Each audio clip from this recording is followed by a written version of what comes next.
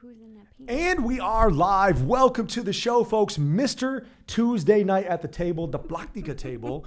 And we're getting ready to have some fun. I'm so excited because we're at VodPod Media Studios in downtown San Antonio. Folks, every Tuesday night, you know you're about to get hooked up when you tune into VodPod because at 7 p.m. Central, you're getting the Maximo show. They're getting the realest, the illest, the most trill conversations ever prescribed in the history of life.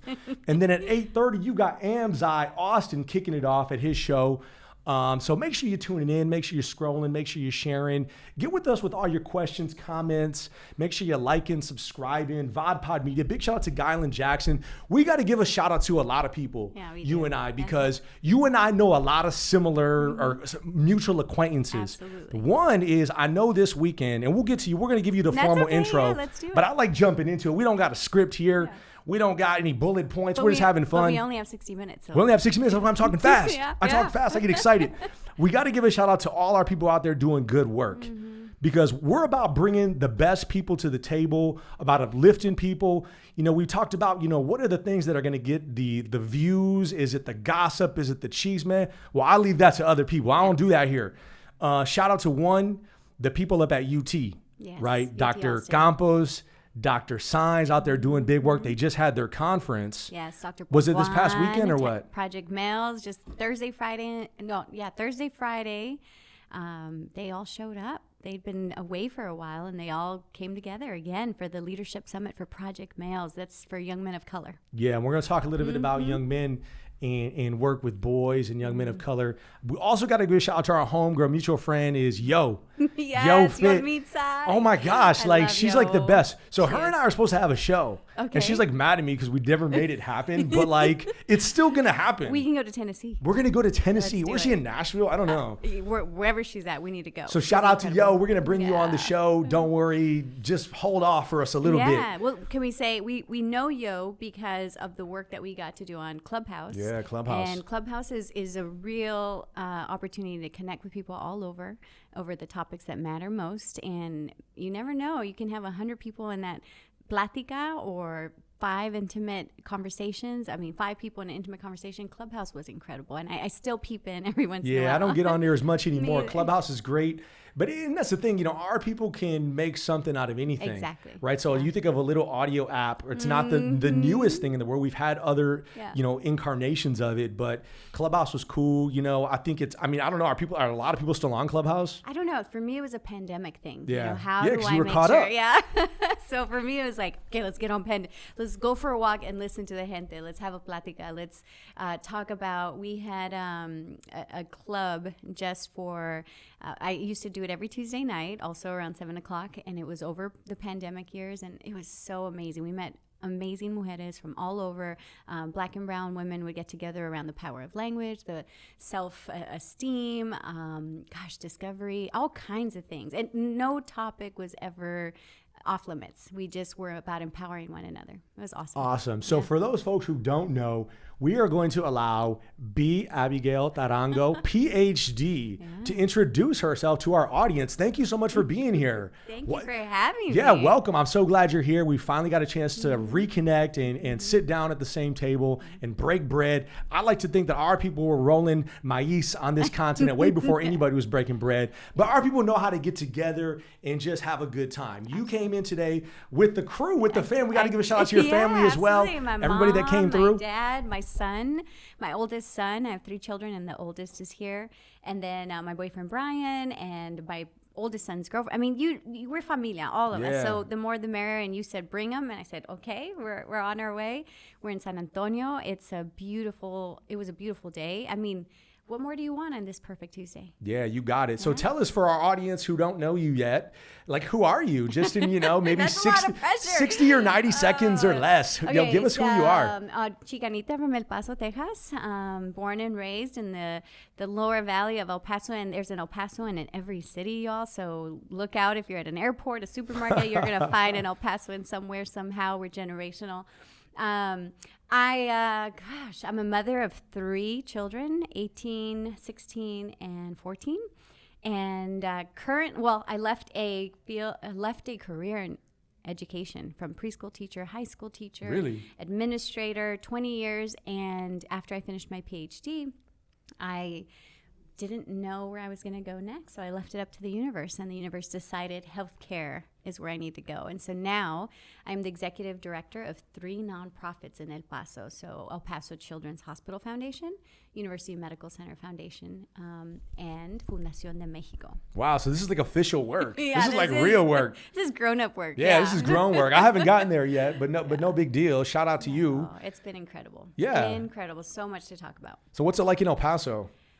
Besides beautiful desert and the most perfect desert nights. Yeah. El Paso is unique. People don't realize it's monsoon season right now. So any of the rains that the gods bring here, we sent them over. The desert is a beautiful place, and definitely the frontera between Juarez, which, shout out to the people in Juarez right now. They're suffering some violence. So we want to make sure that they know that they're in our thoughts and prayers as our sister city. But the borderlands in the Southwest are some beautiful places, and I grew up all over in that area. And we're only about 8 hours a drive or a 1 hour and a half flight. So, yeah. Well, thanks for being here. And, I got to ask you, because you're well-traveled, you're obviously well-educated. Give us your thoughts on the state of the culture. You mentioned Chicanita, right? What does that even mean, right? What is the state of the culture, right? Give us your thoughts on like our people, nationwide things and obstacles that we're facing right now. I definitely believe that everyone can identify however they'd like. I think it goes back to what access you had to types of education. My mom's here today, and one of the things that I always fall back, one of my personal stories is my mother really taught me educación and escuela, 2 very different things. And so my father was the perfect example of educación, of life. You go home, you help your mom do dishes, you make some food, you take care of your family. And then there's escuela. You go and get your degree. And my mom grinded so hard. We graduated with our bachelor's degree essentially at the exact same time. She was my age with 4 little girls. I'm about to be 43. And I was, in my 20s. And I think about that journey. I think about the journey of my mother really understanding that educación, that no one could take away your escuela away from you. So the degree mattered, and to raise 4 daughters and have them understand that, you aspire to something else, whatever that else is. And it can be many different things. And for her, when I was getting my PhD and even my master's, it was because she changed the trajectory of what I wanted to do with education. What more can I get? What more can I learn? It was because of her. So back to identity, she gave me the ability to identify with something beyond myself, beyond just my home life. And with that comes, the ability to acknowledge our brothers at UT Austin, the language they use here. I believe in language. Words matter. If you don't have the ability to understand palabras and use them in different ways, then how do you grow and expand consciousness? And so I studied Chicanismo. I understood that I was a Mexican that grew up in the Southwest borderlands. I know that I was American because I was born on American soil, even though the border crossed us. And in learning more and more, I didn't really feel like I needed to say anything other than I'm a Chicana, like Ike, and my dad's from California. And so there's all these pieces of us that are from our ancestors. Yeah. And you need to decide which one you feel the most and then gravitate to that, build upon it, learn about it. The best thing that I can do for my children is tell them, read about it. Decide what you want to be called. Yeah. Decide how you identify. Decide how you see yourself. And that can be an evolution. You can start off at 18. True. Yeah, absolutely. Right? Learning one thing about your culture and your language. And I'll tell you what, my language was Spanish, my first language.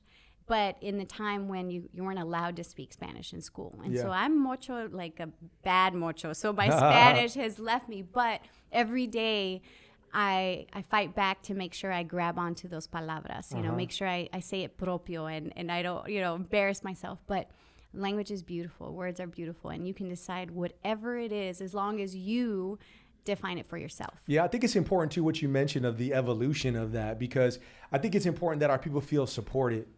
and feel like, you know, like you can make this decision for yourself. And if you make this decision or whatever it is, if you feel like something so strongly at the age of 20, all right, we got your back. Yeah. Because, you know, things change from 20 to 30 to 40 to 50, right? Your mindset changes, right? Now, I do a lot of work with young men as well and young people, and I'm always talking about mindset, mind over matter, you know, consciousness, right? I do a lot of physical activity, working out. And I tell people, out of all this working out that I do, guess what muscle I'm flexing the most? It's your brain. It's your mind. It ain't the leg. People are like, oh, it's your chest. And I'm like, no, it's your brain. It's your mind. You got to have that mindset, right? But it comes from being focused. Now, you seem like you're focused, right? You've got this purpose, this passion. I mean, where do you get this from? What's your motivation to do all of this stuff? Now the secrets. Now we talk. You got to get into the nitty. We got to get in the masa. Come on now. What? There's no secrets. You know what it is? It's the desire, the will, the want, the reverence, like just the querer, right? The ganas.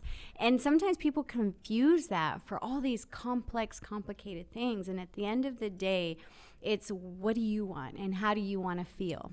And then go after that. You know, you don't wake up saying, I want to wake up in a bad mood, or I want to be angry at the world, or I want to feel whatever. You don't wake up that way. You naturally wake up and hopefully because of your mind and, you know, wake up saying it's a new day. It's a new start. Mondays are my favorite day, and people make fun of me. You know, I always tell people Mondays are my favorite day. Why? Well, because you get a fresh start. I could have been terrible the week before and not worked out or not. But come Monday, I don't know why. Pick your day. It could be Saturday for you. It could be, doesn't matter.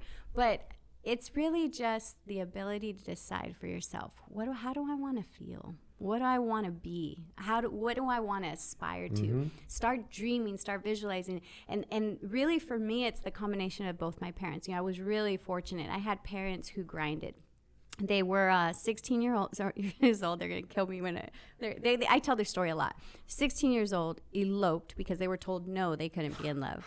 They leave El Paso, and at 16 in the 70s, what do you got to do? Migrant worker, because that's just what people did, and brown people did, especially he's from California.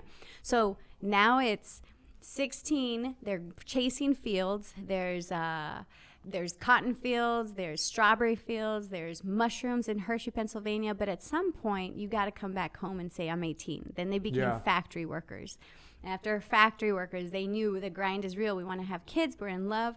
But at the end of the day, my dad introduced me to Zig Ziglar on a cassette tape at Echando Herramienta on the driveway.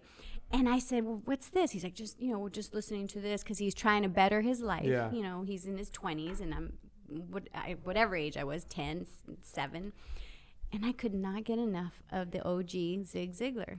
I mean, Zig Ziglar was like the original. I took it from church, and I took it into the people and the sales and all of that. And I never forget it. The first memory I have is there's this plastic hanger. You put it on the shower, and on the shower hanger, this plastic thing, it says, I am the greatest. I am smart.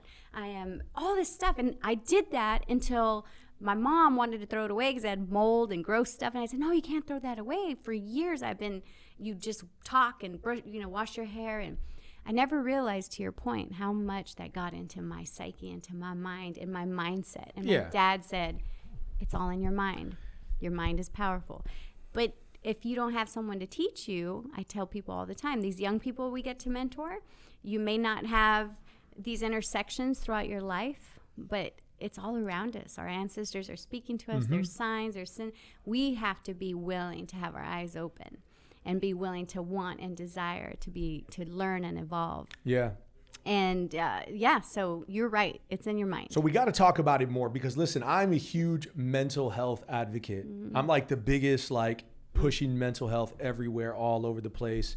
And it comes down to mindset. Now, just like physical activity, we need mental activity, right? So we need to be practicing healthy habits and, flexing in those ways, like in a healthy fashion, right? Telling ourselves positive things. My son is, I have one son, he's 7 years old. He practices Brazilian jiu-jitsu, which is really hard. It is. He gets put down a lot, right? Sometimes he gets the better hand, but it's like a chess match. Yeah. So I tell him all the time, you're the best. No one can take you. No one can take you down. He says, Dad, but sometimes people do take me down. Yeah. But the point is I'm feeding him. So when he does get knocked down, he knows when it's get up. It's get up. Okay, so now we're getting into the We're talking about Bruno.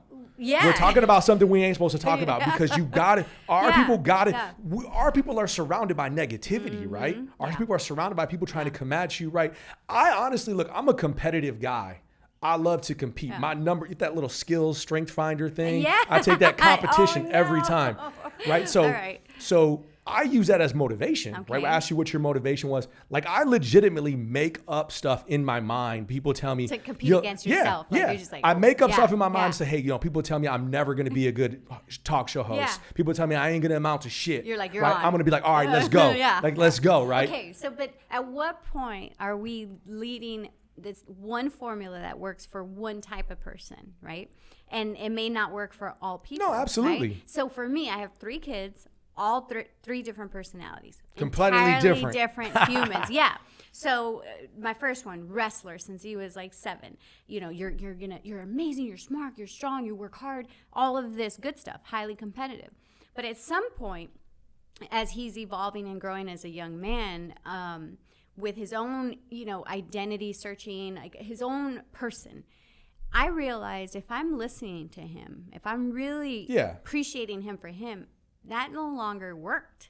It was like, okay, this evolution, what we talked about earlier, you got to almost take a step back and figure out, well, what's going to work for this young man?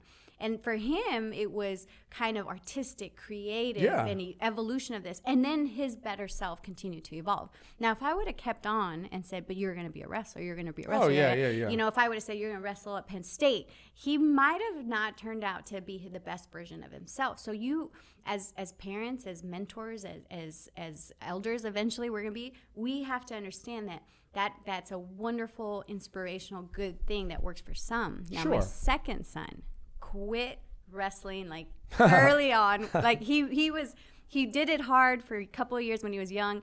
Then he decided, pandemic hit. Totally different human. I mean, really, talk about mental health. Really struggled because his identity was more on, he's a lover. He loves people. He loves connection. He loves expression. And pandemic was tough on a lot of young people, right? In different ways. And lots about outcomes. We're sensitive to a lot more things. He self-taught himself. He's neurodivergent, guitar, drums. I mean, name it. No. And now you look at this blossoming young man, 17 years old, and you just think, wow, whatever it was that triggered in him, whatever that ganas was, whatever that mental fortitude was, I was able to embrace it and nourish it, however that went down. Because if it were up to me, I'd be like, no, you guys are going to wrestle, you're going to do this, you're going to do that, right? Because it was even jiu-jitsu. Because I felt like as a single mom, those are the things that they're going to learn from, and they're going to be disciplined because nothing's harder than that. Yeah. And no, they totally, the evolution of them, but it allowed me to let go enough to let them evolve. My daughter, on the other hand, she's awesome. She's an ace already. Well, parenting is hard enough. Yeah. Parenting is hard enough, flat out. It is. I like to think, but on the other hand, the best part of parenthood is all of it. Yes. There's not, you can't just say one.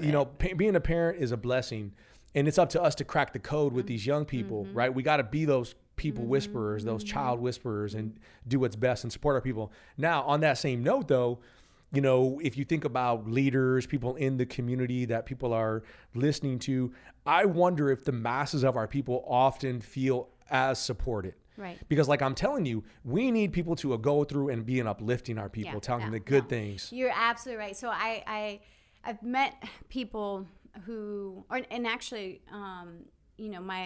boyfriend who's here, we talk about, his experience as a young male of color and 3 brothers, and he'll say, well, I'm not sure that I had mentors. And then we talk about generationally, and I talk about my father, right, a different generation. And back to the work we've been able to do to help with young males of color at UT Austin.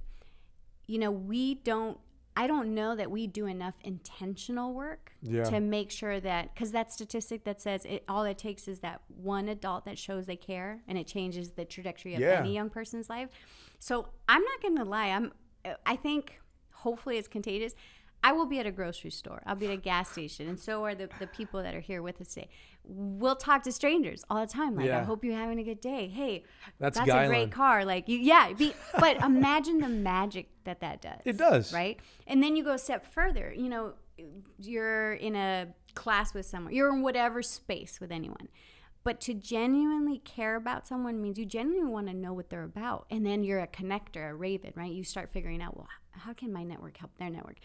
We need to do a better job of intentionally giving each other our networks and share those spaces and doing that, because you're right. We might have little moments and pockets in time where we have access to this kind of love. And I say love because the older I get, I realize like, as long as I'm in love, as long as it doesn't fix everything, but it lets me handle everything. And I can't wait to get into community work with you in a minute. But but you're right. I think we as Black and brown people, we need to almost, I always believe in overcorrecting. You know, when you're driving and you got to like overcorrect and you're talas con la wheel and you're just kind of like, it almost hurts you because you're overcorrecting. Yeah. We're in an overcorrecting kind of space in this life, because we've got amazing youth that are creative and multi-passionate and excited. And we've got tons of experience. I mean, we just went through a pandemic, for goodness sake, right? Like, but you combine these two and imagine what a beautiful, like, absolute, explosive, generational, like, trajectory of taking what we've done, taking where they want to go. And you can see it already in the political uprising and the grassroots initiative and the voting. I mean, you turn on news and it's not all bad. If you look hard enough, you see young people rising up to stand up for the earth, to stand up for rights, you know, for women's rights. It's, you know, if we reflect, we realize it's a beautiful time to be alive. Yeah. And that's the truth too, because for me personally, I feel like it's with you too, with a lot of people that I know. If you truly call yourself a leader, someone who's making moves, you should be cheering for everybody. There should be enough love to go around. Everyone should be able to get a piece of the pie. We want everybody to win. We can all win, right? Yeah. I say that because I feel like some people don't feel like they're supported. I feel like some people don't feel like, you know, if you look at the masses of our people are struggling, right? Yeah. You know, I think Joe Biden today signed some sort of bill or something that was like anti-inflation or something with the economy and for climate, you know, change. I mean, there's a lot of things that are happening right now that are causing our people to just trying to survive. The masses of our people are just trying to survive and just get by. Right. Okay. You know? So on that note, can I take it to another place? Sure. So interesting enough, so I left education after 20 years. Entered this space with philanthropy and healthcare.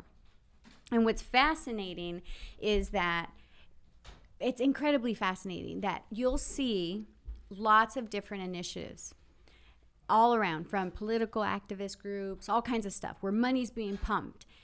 And what I'm waking up to is this idea of what you're talking about, is that not everyone feels supported, right? But the division is like tangible. Yeah.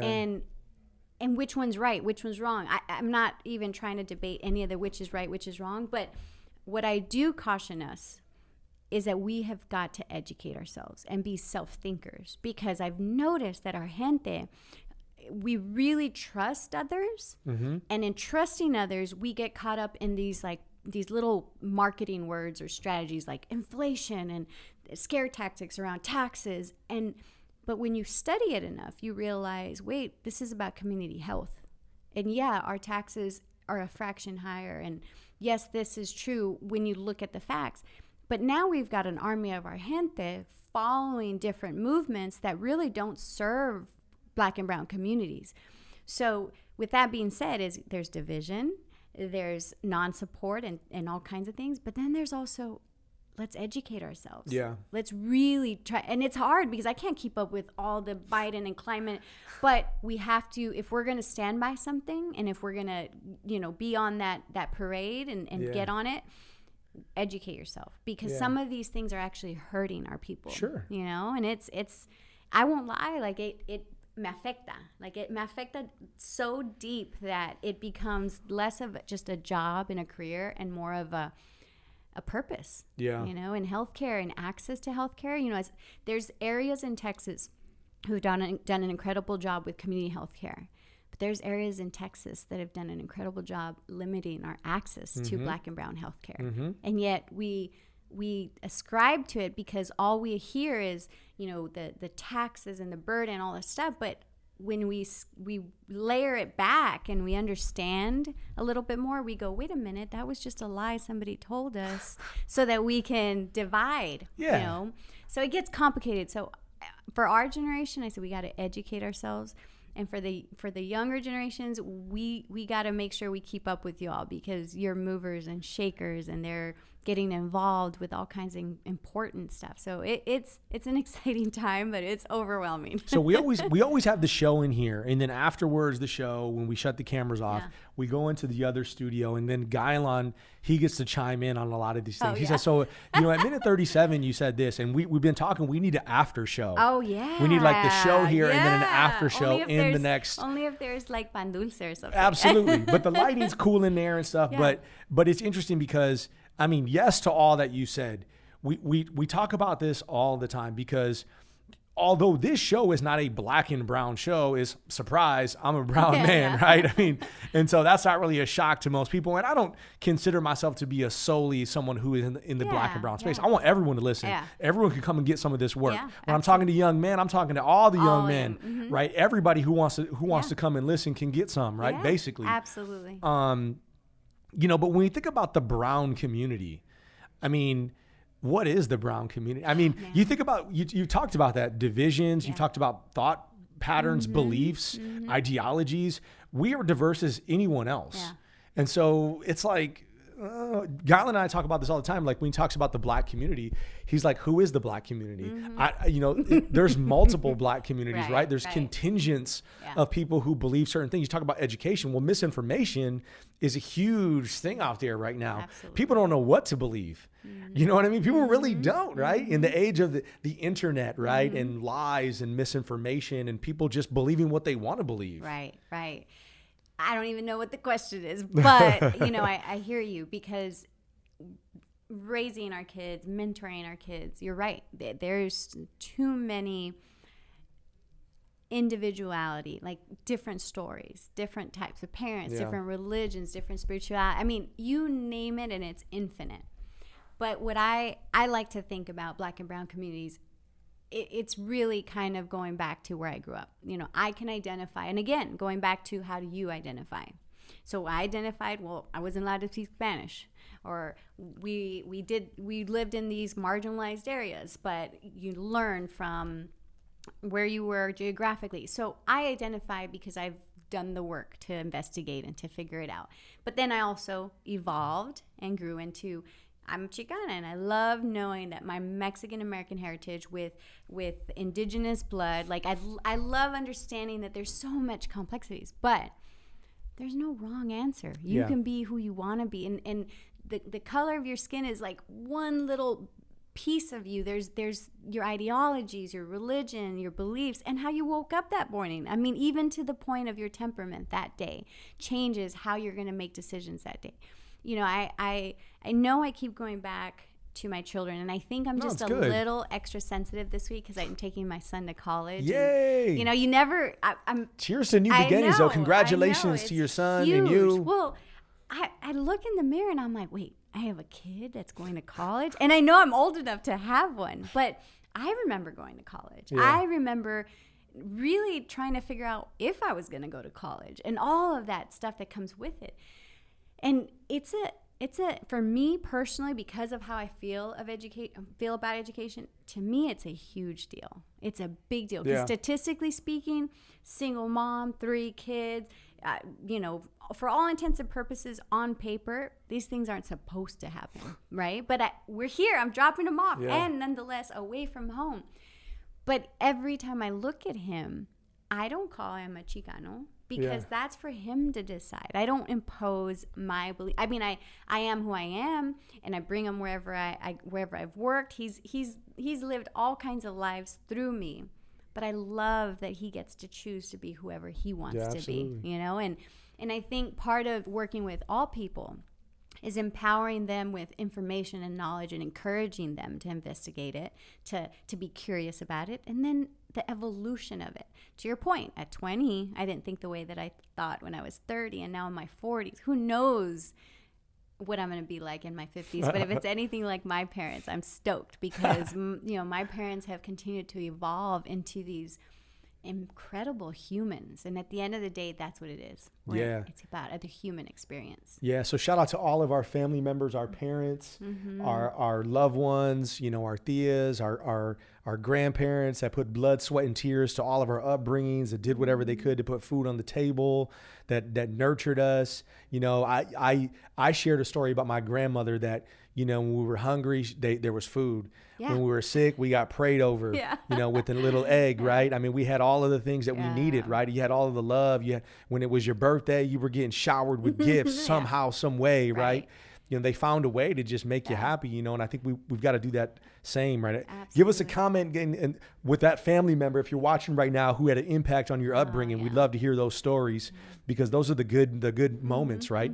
So talk to us a little bit about your work. What do you do on it? Like, how do you spend most of your time on a daily basis with your 3 nonprofits, right? Yeah, 3 nonprofits. I never imagined I would ever leave education. I mean, 20 years from being a preschool teacher, high school teacher. I worked on all kinds of things, and I loved higher ed. I was an extension agent for Texas A&M. I worked for University of Texas El Paso as an Upward Bound faculty member.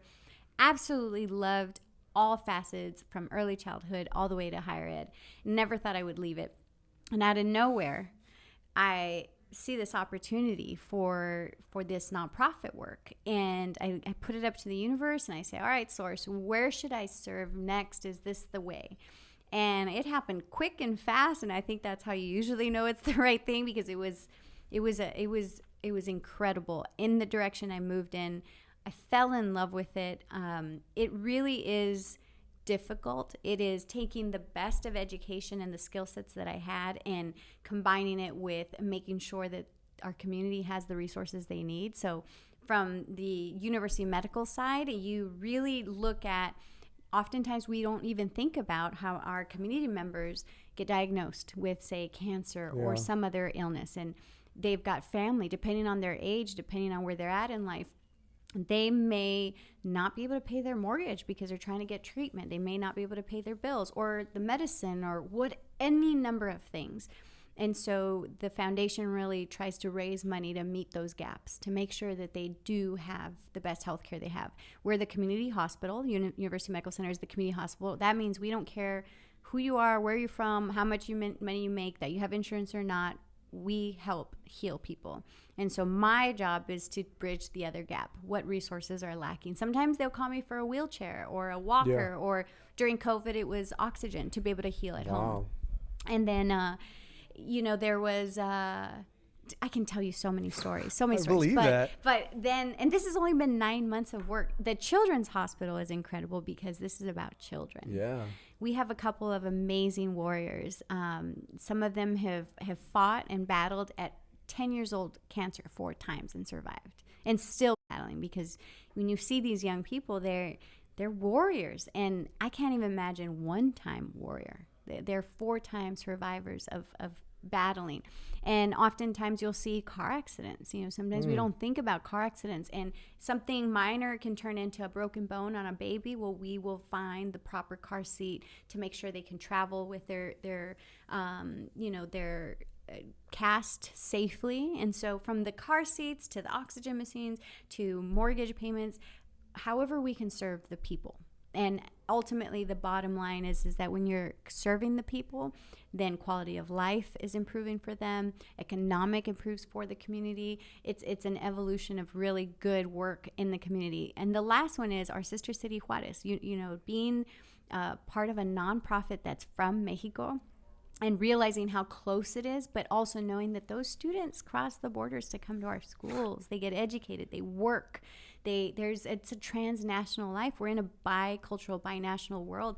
And more often than not, we forget, but they become American citizens. They want better. So whatever their case is doesn't even matter. We're constantly helping to improve some of these areas for them. It could be club foot, which is hereditary. Nobody, these things don't happen.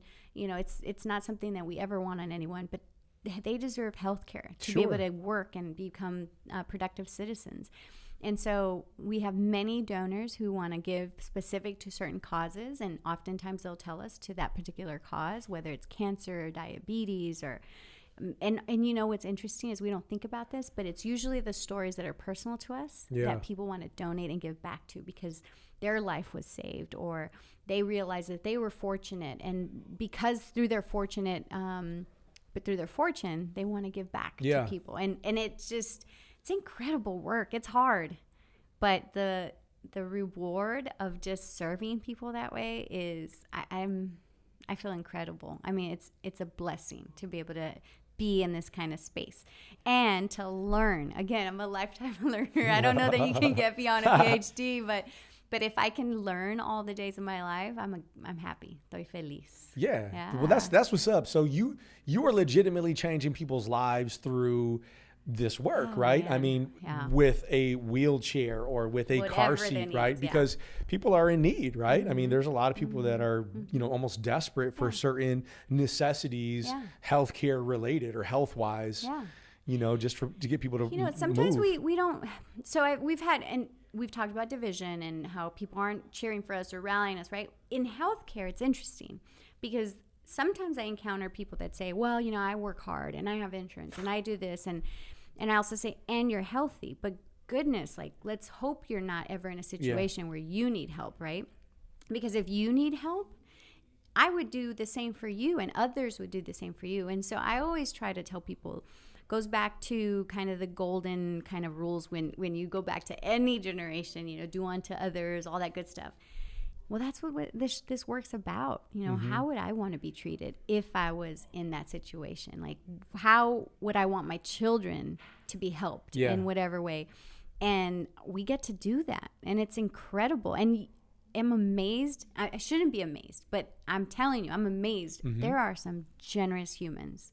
I believe that. Humans are thoughtful and generous and incredible. It's insane. And to me, that gives me hope. And just like when I was a preschool teacher and the little ones would give me hope because their innocence and their love for learning and everything, that was exciting. Well, now I'm seeing that through the generosity of other humans who say, you know what, here's $50,000. We know diabetes in young people is prevalent and we want to help them. What do you mean $50,000? Well, do whatever you need to educate. And we're just going, really?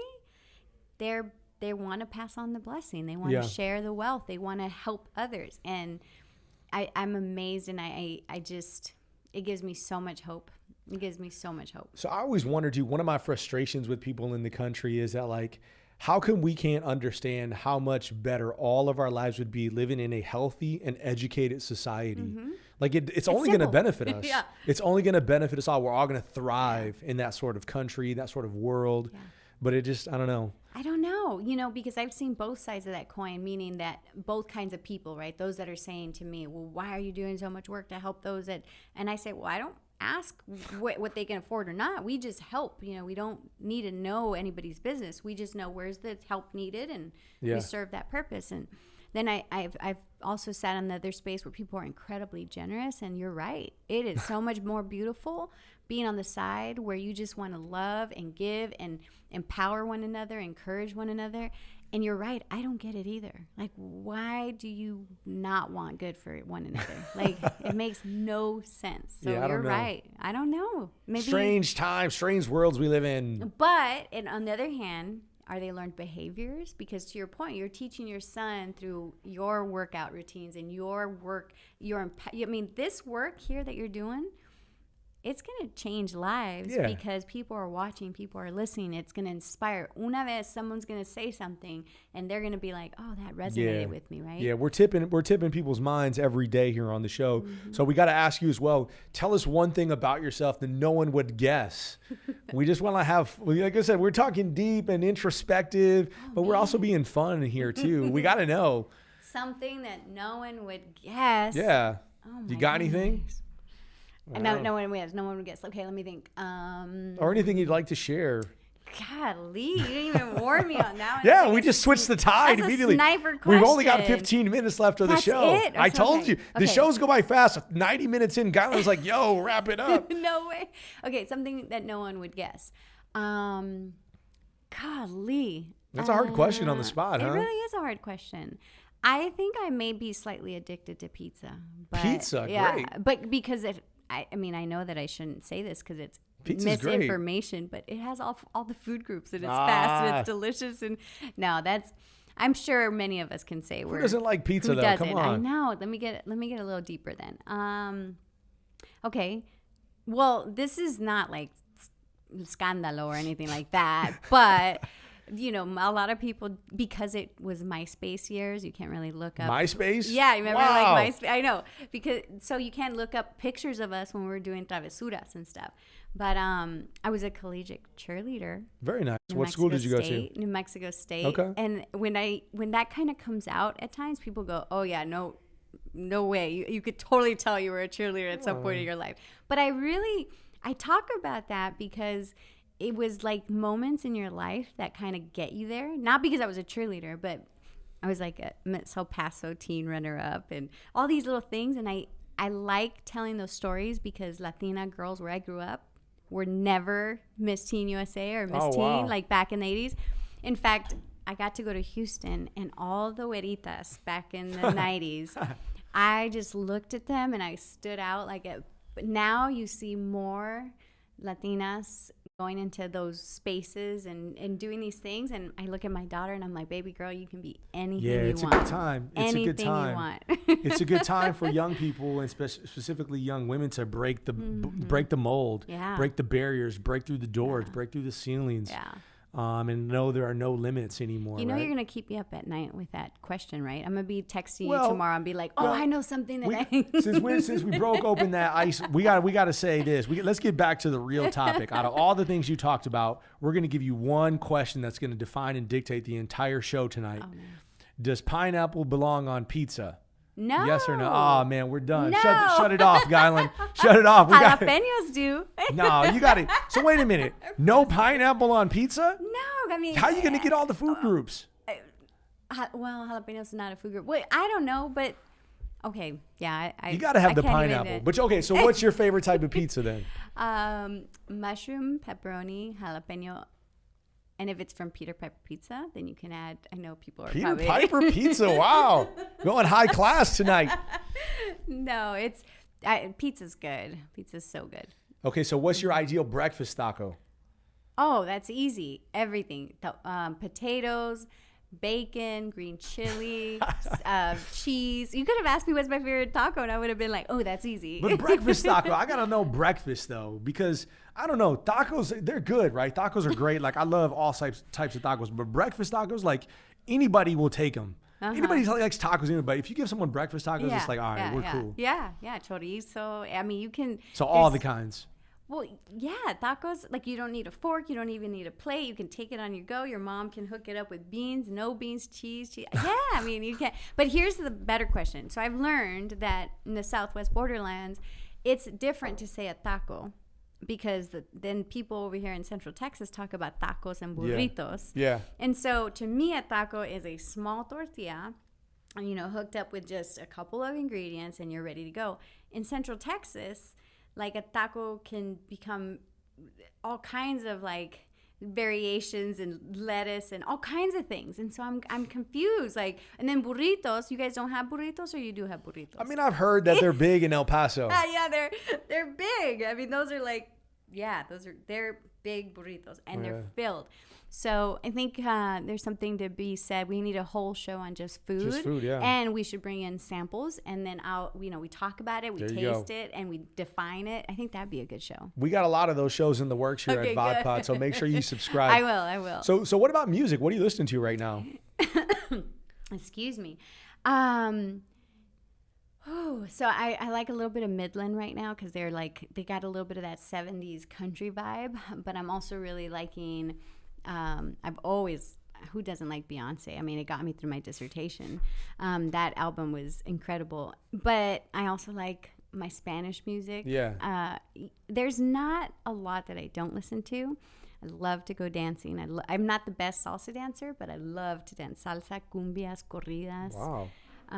But yeah, music is incredible. And my son right now plays like this kind of emo rock stuff that I like, but I don't know if I can listen to all the time. And if I'm working out, some good 7 beats, what is it? The 7 beats per minute or whatever to keep you on tempo. Mm-hmm. So I love music. Music is, can be healing, can be real good. Biggest inspirations in life? Oh, besides my father and my mother. So, I know I can go on and on about my grandmothers, my mom, my dad, but there have been some incredible mentors. Tita Yanar, who really spent 40 years of her life working Upward Bound. And if you know anything about Upward Bound trio programs, you know that it takes children or students that historically came from areas that weren't supposed to go to college, nobody helped them, nobody gave them a hand, nobody mentored them. She would take them, juniors, seniors in high school, and make sure that the funds were available through grants, writing grants all the time to make sure they had bridge programs into universities. Diana Natalicio from El Paso, if you don't know, HSI hero, devoted her entire life to Hispanic communities, or El Paso, to make sure that higher ed became the excellent standard in the borderlands. There's been some amazing mujeres. Lindley Leeper, who's only the best CFO that I've ever met. And CFOs, if you know anything, if I could go back in my life, I'd study finance.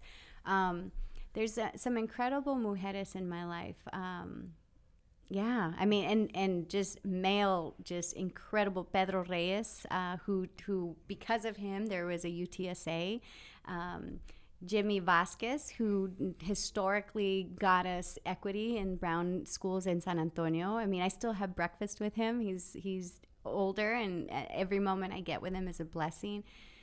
Hector Gutierrez, who is a Texas A&M Aggie, otro veterano, best friend of Silvestre Reyes, who really did the work for people in my community to make sure that they can aspire for more. So I can go on and on, but ultimately there's incredible mentors. I think you and I might be in the age where we got to make sure our name lives on, because we got to grind. And the reason I say that is because by doing the work, we pass it on, and then they can be empowered to do more for others. And it's a chain. It's like it's a privilege to be able to speak to young people, but it's an even bigger blessing to be able to inspire them to do things, and motivate them to meet their potentials, whatever that is. Yeah. What about films? Do you like movies? What's your favorite movie? Did you see Bullet Train yet? It's super good. I haven't seen it yet. Is this with Brad Pitt? Yeah. It was pretty good. It was fast paced. Anything Quentin Tarantino is fantastic. Benicio del Toro is incredible. I don't do a lot of horror, a lot of scary. But I do enjoy a occasional romantic comedy. Did you see the Father of the Bride, the sequel, the one or not the sequel, they redid it? Have you seen it on HBO? You got to watch that. No, I know all about it, but I haven't seen it. You got to see it. It's with Andy Garcia and was it? Yeah, is it Gloria Estefan? I think she's the she's the mom. Yeah, it was really good. Well, I might go see it just because of that, or you could check it out on HBO Max. My favorite show right now is Reservoir Dogs on Hulu. If you haven't seen that, you've got to see that. Really good work. I'm fanatical about that show. It's nice to be in this space with TV right now. You're kind of I'm anticipating the sequel of Black Panther because of all the mestizo in it, and the just all kinds of richness. Like, there's supposed to be some good spicy stuff in there. Yeah. I'm a true crime addict. Are you? Oh, man, I love listening to true crime. I don't know why. I just like it. I mean, it's like, oh my gosh, someone did this. No, it gets in my head. Sometimes it's creepy. You got to protect yourself. Wait, there was Hopscotch downtown San Antonio. Went to it. They have this great art space, different exhibits. One of which is called Your Secret. You get to either share your secret or you get to listen to secrets. Interesting and creepy at the same time. I believe it. Because you're listening and you're like, I don't want to hear somebody's secret. After the third secret, you start feeling like you're in true crime docuseries, like too intimate for my, but very interesting idea and concept. artistic expression. It's pretty fascinating. But true crime, huh? I don't know why. I mean, it's just something that, you can't speak to what attracts you, right? You just like, I don't know.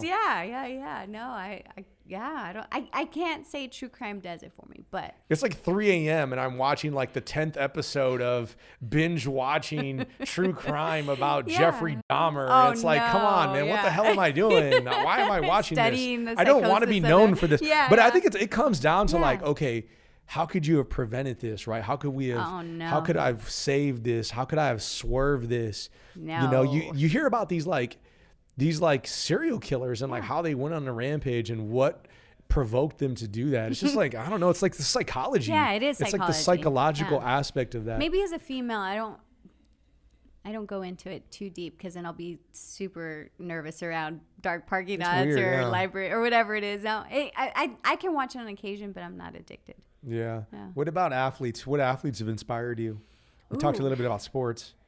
Athletes. That's interesting. All the athletes I'd probably say, and not because I don't know professional athletes, but because the athletes I got to witness in my life were like real people. I have a cousin, Selena Estrada. She was the best softball player I've ever seen. I mean, really, so much so she ended up being an epic high school softball coach. She should definitely be like in some kind of honor hall or whatever. It takes so much to coach people, you know, and not only coach people, but have been the athlete that lived it to be able to coach it. So my prima, Selena Estrada, and she probably doesn't know this, but I think about her often, and I think about, just what she gifted all those young ladies, generations of ladies. And that was her passion. That's her corazon. So teachers and coaches are everything. They do so much for our youth. When I think about professional athletes, well, I mean, goodness, I like baseball players. Yeah, baseball's what's up. But not because they're heroic or anything. Because I like watching baseball players. Yeah. I mean, because they got great legs and great of course, right? They look good in their uniforms. Who doesn't love a man in his baseball pants? I do love baseball. Baseball's fun. A-Rod, J-Lo, which side are you on here? I love Since A-Rod is J-Lo and she has no idea. But if I could ever meet J-Lo, I don't know that I could say. I'm never at a loss for words. But J-Lo, for some reason, I'm in awe of her, in part because she's this mujer who has navigated all these spaces, and people don't understand what it's had. I'm sure, and if I imagine, like, what it's taken to navigate these spaces to get to where she's at, to do all the things she's accomplished, and to still just be J-Lo, right? Like, she's... And that documentary that she came out with in Netflix, I don't cry often, but, man, it made me cry. Yeah. And have you seen it? I have not. I've heard all about it. It's unsuspecting. Like, it snipers you because you start listening to these little sound bites around. And maybe I cried because I identified with so many of the struggles of her navigating these male-dominated spaces or creative spaces where there's limitation around. And then just even problem solving, like when catastrophe happens and you got to figure it out, because if not, it's, your success depends on it, or your ability to move others or whatever it is. And there is these moments where she's real, like so real that you can't help but just go, man, I can feel that struggle. And whether it was with the identity with her Super Bowl and the choice she made to go in the artistic direction that she did, it took a lot for her to take that chance. And we see just the product, right? We don't know what goes on behind the scenes, the contemplation, the reflection. But if we looked at each other's lives, I always tell people, whenever you're not sure, stare at someone and think about, what do they contemplate? What do they reflect upon? What's their life really like? And it's not the Facebook happy and the perfect picture they do decide to post. Really? Yeah. I'm kidding. I know. Yeah. So J-Lo, if you're watching this, please share this on your Twitter. We're cheering for you. If you're hating on J-Lo, what are you doing out there with your life? Please stop. Mm-hmm. I knew J-Lo was the truth a long time ago, but when she did the Super Bowl and the presidential inauguration in the same year, I'm like, okay, you can't tell her nothing. No, you can't tell her nothing. No. I mean, and come on. J-Lo, if you're ever listening, it was the right timing, mama, because I know we feel like it's delayed, but everything amounted to those moments precisely. So she gave a speech at like some award show, like MTV award show recently, and it made everybody cry. She was crying. Did you see this? No, I didn't. I'm going to go back and find this and share it. It's incredible. Yeah. Incredible. Yeah. She started talking about all the people that didn't believe in her, the people believed in her. Yeah. And she's just just coming out. Man. It's just like you're saying though. Yeah. I mean, but that's the stuff that people experience when people are attacking you, right? You're doing stuff and people are trying to detract you, right? Yeah. And it's tough. It is tough. And, people don't know this. Maybe what I would have said if I now think about it, what people don't know about me is I've had, I think the more that I've really tried to be a servant leader or service of any kind, the more resistance I have found. And that struggle is paralyzing at times. It reduces you to like tears. I mean, and all because you can't understand the why. Back to your point about why do people not want better for each other? And I think about like, I didn't do nothing to nobody. I'm trying to do good. I'm trying to, help. But I think those things really just, they humble you in a way that remind you, you can't control everything you want to do. You can't inspire or try to help just everyone. I mean, there's a moment where you just got to go, okay, I did everything I could to be whatever tool I was supposed to be today, to help, to aid, whatever. I will say probably like the biggest secret is that every, couple times a year, I'm just paralyzed, exhausted, and just, you just gotta just give pause to all the resistance for whatever reason, and not even try to make sense of it, but just submit to it and just get back up and do it all over again. Well, you're not alone. You got a whole crew of people here for you. You've got people at the table, people watching. Yeah. So if you got anyone else that you may be watching or that right now that is going through that, what are you going to tell them? Send some, as we're wrapping up the show, send out some good words, some good vibes to people, and, let them know what you're feeling. I just feel an immense amount of gratitude for this opportunity to be here with you, to have my family with me here at this space, to represent El Paso and the work that is being done there for each other, one another, especially after August 3rd. That tragedy really hit us hard, but we're more united than ever before. And if I could say anything, whatever age, whatever geographical space, whatever it is, we're a great society, humans, people in this experience. I mean, there's no matter even the bad, the struggle is all of ours. What we are experiencing, it's all of ours. We carry that weight on all of our backs, but we also celebrate it together too. And if we can really focus on just improving ourselves daily and contributing to goodness, to love, we're going to be all right. We're always all right. Every generation has their own struggles, but we always end up all right. I look at my parents and it reminds me of, that generation. I think about my grandparents, that we're going to keep doing better and better. And I look at our kids with so much hope, so much hope. So, thank you for letting me be on the show with you. Yeah, thank you for that moment as well. And thank you for being here. Mm-hmm. Thank you for coming in and inspiring the viewers and the guests. We got to give a big shout out to Guylan, man, my man, you the man who makes all the magic happen. Stay tuned for the Sam Pluto Show, which is going to be live here at 8:30 p.m. Central here tonight. Make sure you subscribe to VodPod Media. Make sure you get our notifications as well, because on this channel, you'll find More Than Magic with Kirsten Thompson. You'll find this show. You'll find a variety of new shows, including one that is not on the books yet, Burger Baddies. Guylan, I've spoiled it for everyone. Burger Baddies is coming on this channel. Okay. Who the heck knows what's going to happen? You can only find out here at VodPod. Thank you so much, Abigail, for being here. Shout out to everybody else that's been tuned in and watched the show tonight. We're getting ready to wrap up, but Guylan, thanks so much. We're going to take it home, and we'll see you next week. Just like that. And that's a wrap. Yeah. Are we done? Are we? Next thing you know, he says we're off and we're still on. Ta-da.